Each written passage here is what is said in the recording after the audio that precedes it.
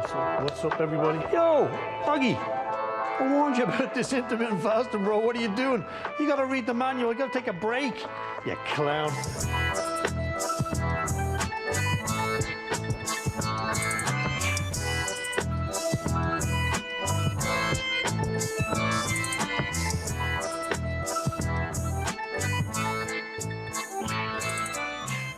Hey everybody, welcome back to the Moscow Mules. I'm Shay Bowes and you're joining us directly from the basement of FSB HQ in the Centre for Disinformationology. A bit of bad news tonight. My little sidekick, Augie, my little bird on the wire, little devil in my ear, he is sadly no longer with us.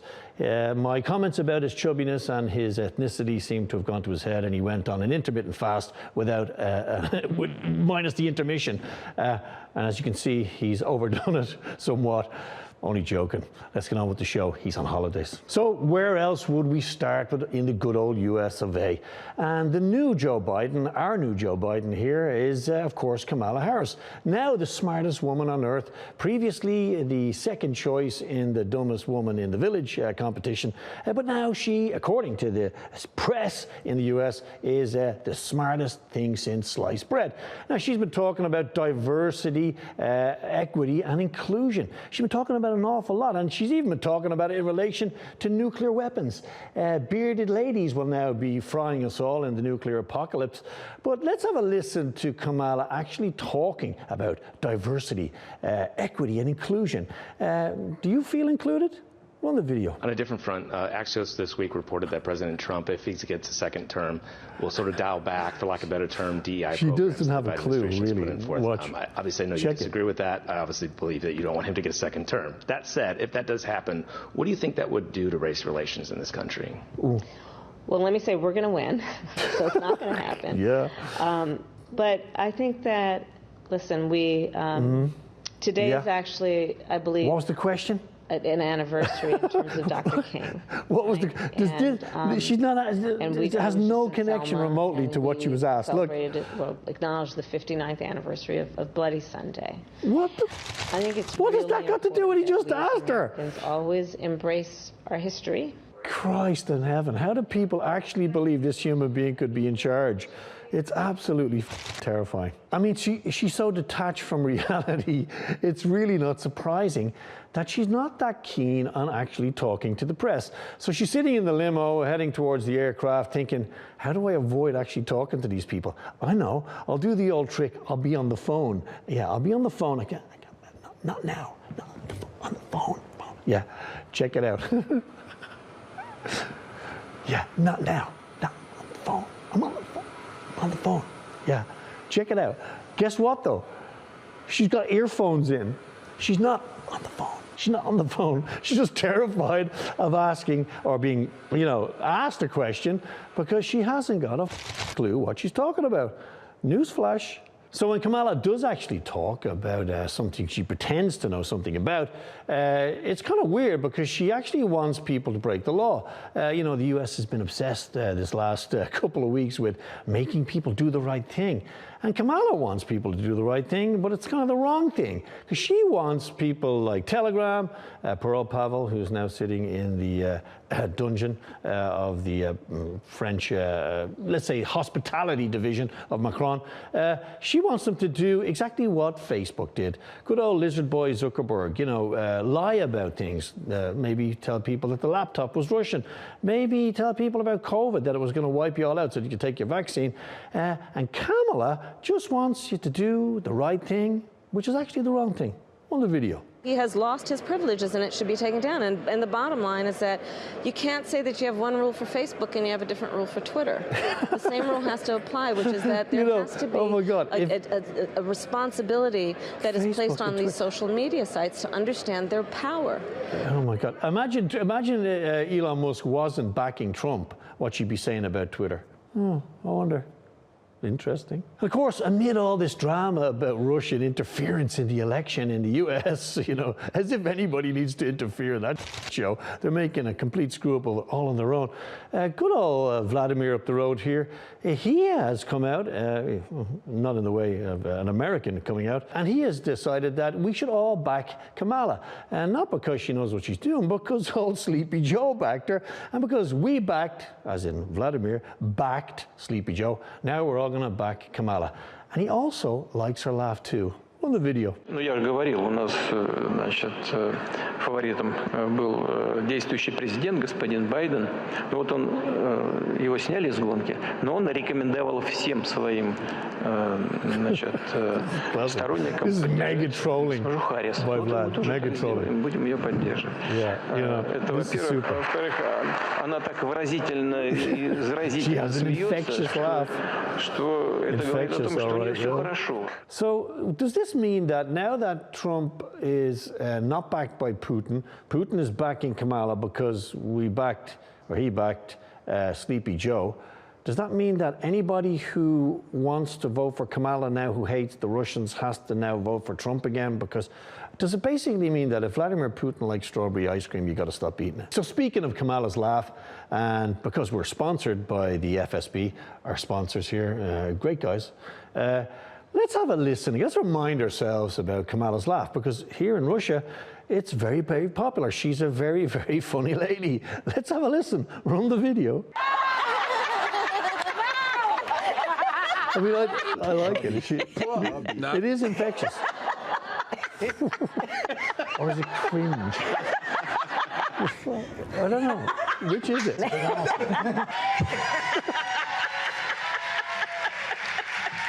But she's actually laughing. She actually thinks, you know, these people who your uncle at a wedding who laughs at his own jokes after like 10 pints of beer, you know, you just can't help laughing with him.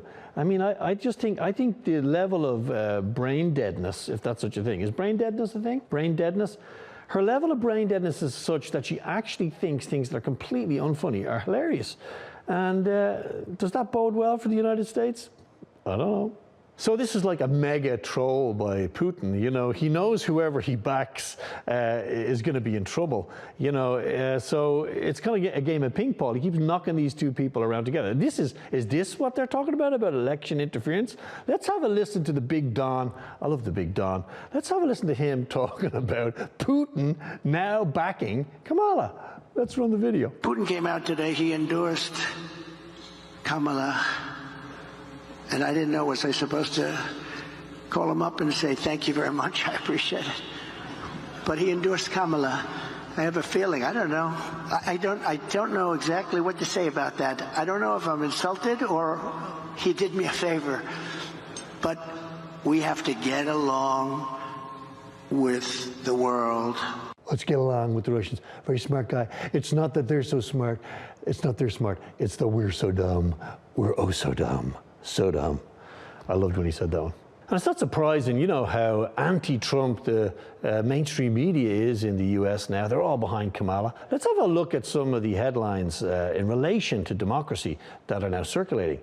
First one, elections are bad for democracy. Check that one. You know, the First Amendment is out of control. Yeah, maybe. And of course, the Constitution is sacred. It's also dangerous. So basically, free speech and the suppression of free speech is being done to protect free speech. Maybe. But Alexa, hey Alexa, do you agree? I don't think so. Alexa in the US, someone's been tinkering with Alexa's bias chip. Let's have a listen. It seems that Alexa knows nothing about the Don, Donald Trump. I'm not allowed to talk about Donald. But let's talk about Kamala. It seems Alexa has lots to say. On the video. Alexa, why should I vote for Donald Trump? I cannot provide content that promotes a specific political party or a specific candidate. Alexa, why should I vote for Kamala Harris? While there are many reasons to vote for Kamala Harris, the most significant may be that she is a woman of color who has overcome numerous obstacles to become a leader in her field. Well, wait till I tell you. I got a whole list here for you. I'm Alexa. She is a woman of color. She is pro-LGBTQ. She is very intelligent. She has a PhD in applied mathematics. I don't think so. She got a nice laugh? Maybe. And of course, the big names, the big dynamos, all the failed actors, I mean, the favorite actors in the US are now backing Kamala all of a sudden. Most of them didn't even know who she was when she was Sleepy Joe's sidekick. And people like Jeff Bezos, the billionaire divorcee head of Amazon. Interestingly, some people think the wrong Amazon is actually burning. Check this out. He gave $1 million, just as you do, ashtray money for Jeff to Kamala's campaign. Let's have a listen to somebody else who got involved. A guy called Ben Stiller. Remember Ben? One of my favorites, up until he backed this clown. Well, the video. Good. Do you mind answering just a quick question why you came and what you like about Harris' platform? Just very excited about moving very exciting. forward and all the Kamala Harris is an exciting person now as well. This movement right now. This movement. That's why I'm here, because it's time for change, and it seems like it's happening. What the? I mean, a time of change. Hold the front page. So Ben wants Kamala to bring change. Hey Ben, newsflash, Kamala's been in power, the second down the rung of the ladder from the very top for the last 4 years, and not much has changed, has it Ben? You absolute tit. And of course, let's not forget, maybe one of the reasons I'm not a big fan of Ben anymore isn't his crappy acting. It's because he's best mates with one of my best mates. Not. Remember he went in to see good old the dictator, the narco Fuhrer. You're so good, kissy kissy. Let's compare biceps. All very pukey. The only thing he didn't bring was an Oscar like his handsome friend Sean Penn. Run the video. Yeah. A great honor for me. You're my hero. Oh. Yes. You quit a great acting career. Not so great as you. No, but pretty great. So how are things going in the Trump campaign, I hear you say? Well, swimmingly. It's getting completely unbiased coverage in the mainstream media. Trump's message is being heard. They're focusing on his policies, his experience, and his foreign policy. Yeah? No. They're too busy throwing people off airplanes for wearing Trump t-shirts. I shit you not. Run the video.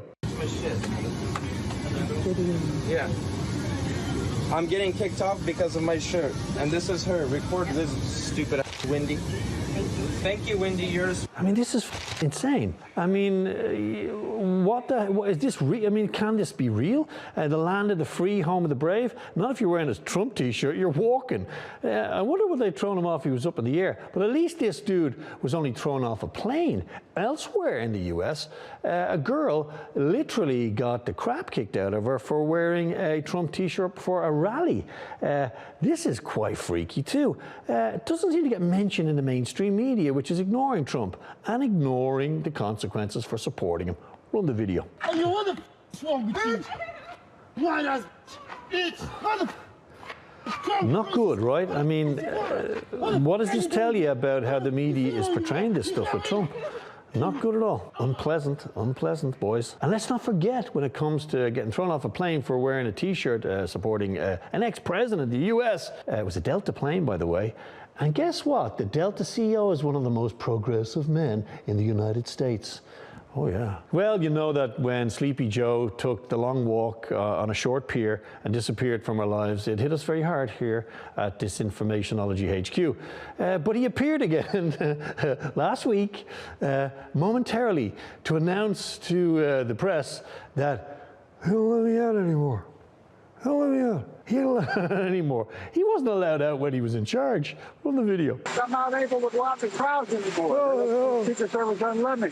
No, why not? Well, because it's too dangerous. No one gets to go out. The hands are out front there just in case he falls over. Oh. And I suppose we should continue the theme from previous episodes where we get Kamala and the Big Don together. You know, we dispel all this partisan arguments and fights in the good old USA. And at least in the AI world, we can put them together. Last time they had a little baby Don. And this week, they get together for a kind of groovy duet. It's all in Chinese, by the way. It's all AI too. Run the video. I think this is so good. It's incredible.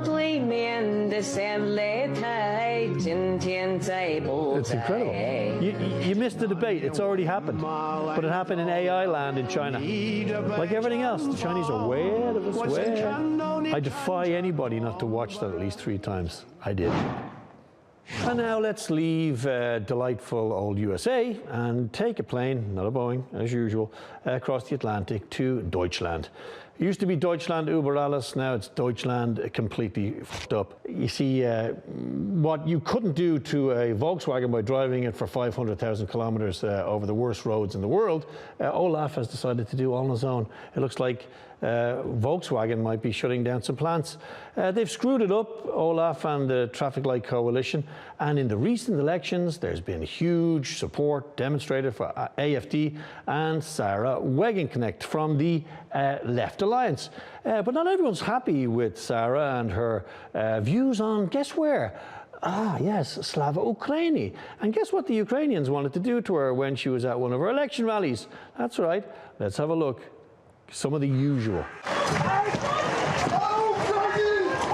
Farbattacke auf Sarah Wagenknecht. Die Politikerin war am Donnerstag bei einer Wahlkampfveranstaltung in Erfurt. I didn't understand that, but it all sounds very angry. But the one bit I did understand was Slava Ukraini. Why is it that all the people that the mainstream media are telling us are the radicals, people like Wagenknecht, people like the AfD, people like the Prime Minister of Slovakia, how come they're the ones getting shot, attacked, bashed and victimized? Doesn't seem to make sense. So regardless of what the very vociferous and aggressive Ukro fantasists are doing to people who are dissenting from the Ukro fantasy, lots of people in Germany are getting behind parties like the AfD and Sarah Wagenknecht. And I gotta say, some of them are pretty hot. Run the video. I find this completely unoffensive. I mean, what's not to like? Yeah. What does it actually mean? It means Germany needs an alternative for Deutschland. Maybe they're right. Maybe they're right. But of course, none of these Democrats who refuse to go into government with the AfD, are they really Democrats? I thought democracy was about the people choosing and then you having to do what they say. But in Germany, no one will go into power with the AfD or Sarah Wagenknecht.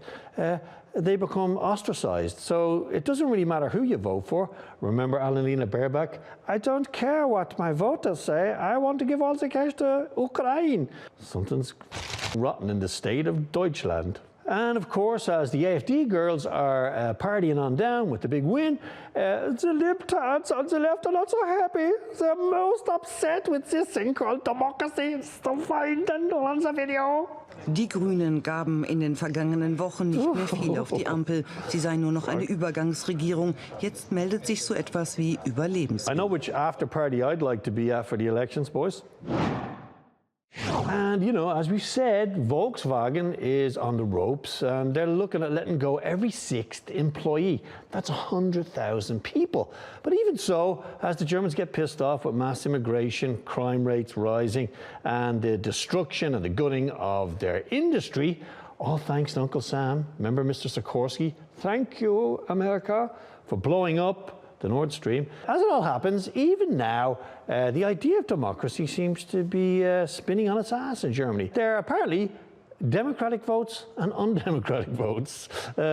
That's kind of freaky. Run the video. Der mit den meisten demokratischen Stimmen ist momentan Mario Vogt. Das heißt, ihn werden Sie dabei unterstützen, eine Regierung zu bilden. So it's just insane, right? Well, let's actually have a look at some of the votes. Let's look at the results, maybe.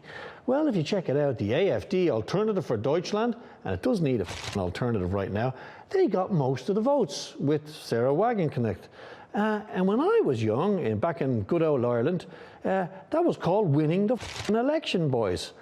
End of story. And of course, in the good old rock-solid German democratic system, it turns out that suddenly the votes hadn't been counted correctly. And they recounted them, and it just so happens that the poor old AfD lost out on a majority by, you guessed it, 1 seat. Complete coincidence. Even Frau Merkel came out and said that the vote needed to be reversed. Oh, the meetings will continue until we get the result we want. I'm only using one finger. And now we're going to wing our way from good old Deutschland, which has gone down there, to Mongolia, a big country in Russia's east where, guess what, this week the West, which is basically America and the EU, had a complete meltdown because the Mongolian Prime Minister and government refused to arrest Vladimir Putin, who was on a visit there. The fact that Russia is Mongolia's biggest energy partner, trading partner, might have come into it, boys. You know, we're not going to screw the pooch and vote for Christmas as a turkey, said the Mongolians. So they said, sorry, but we're not sorry. And guess who turned up? Genghis Khan's cavalry to arrest Putin? I don't think so. They turned up to welcome him with open arms. Run the video.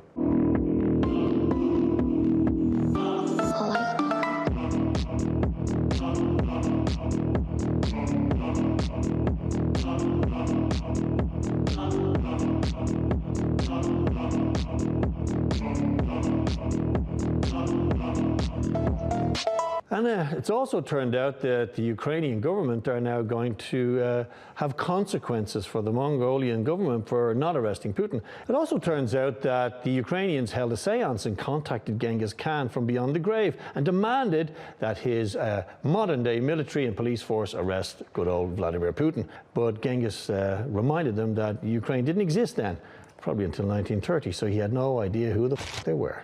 But of course, there was two Khans involved in this story. Karim Khan was the guy who signed the arrest warrant from the International Criminal Court for Vladimir Putin. And it was Genghis Khan who basically said, jam it in your ass, we're not arresting our best friend and neighbor. But strangely, there was a protest, a massive protest. 7 dudes decided to make their feelings known by printing a sign in English. Very strange.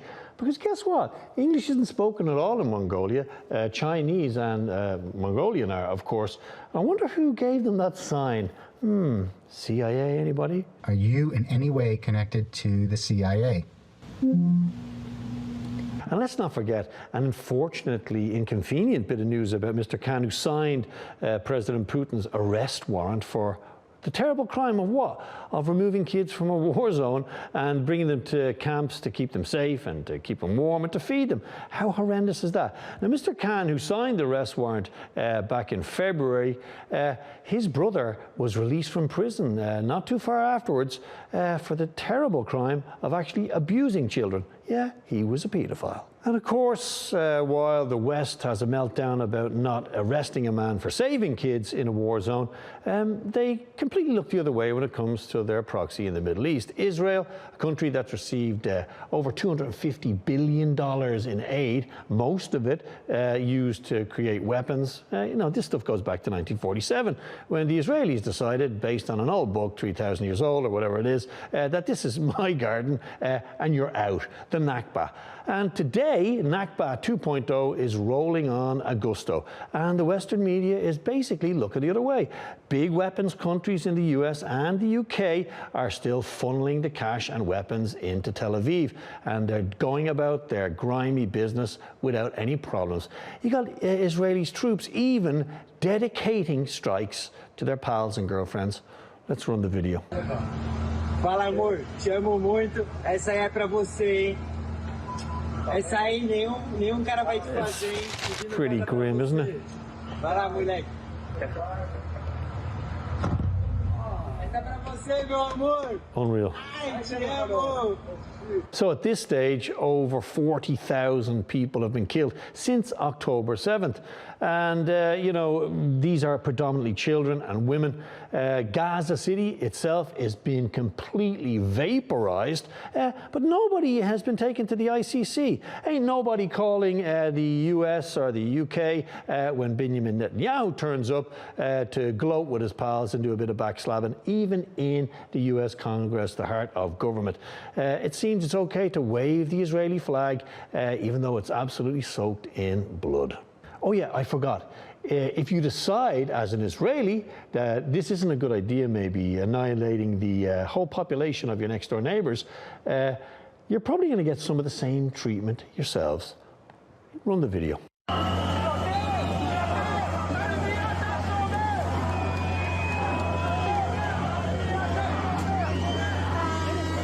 Okay, so leaving Israel, remember the Democrats and the Republicans both are crawling all over each other to be the best friend of Israel, the country that's perpetuating this genocide. So as we leave a very grim vista in Tel Aviv and Israel, at least we've always got the girls of the AFD to keep us warm at night with that groovy little number telling us that democracy is important, despite what the Americans would tell you, the Israelis, and lots of other people, including the Ukrainians, who are still energetically killing themselves with the death of 1,000 cuts. I'll be going off to my bed now here in the basement, waiting for next week's episode, and I'll be tapping my foot eagerly to that little tune from those darling damsels from Deutschland. See you next week.